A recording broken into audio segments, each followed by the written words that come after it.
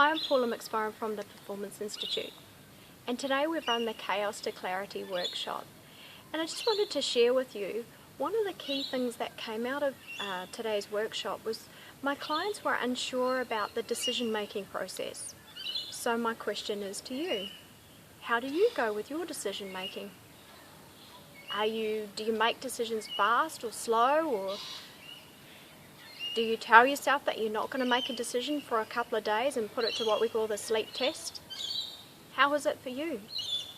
Or would you like to learn the key strategies that I talk about with my clients so that you can go from perhaps procrastination or just taking a long time to make decisions to knowing what one of the number one key strategies that successful people do in decision making?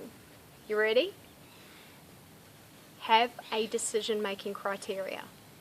Yep, that's all it is. Be clear on your intention, on what the criteria is that you want to base your decision around. Because can you imagine if you were purchasing a car, do you want to just rock up to the car yard and all your criteria was say a white car?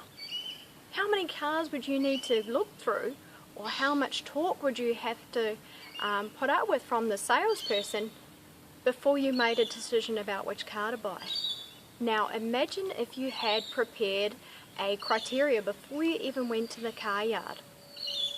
That it was, you had the brand, you had the Ks, you had some other criteria that was relevant for that. How much more powerful would that be?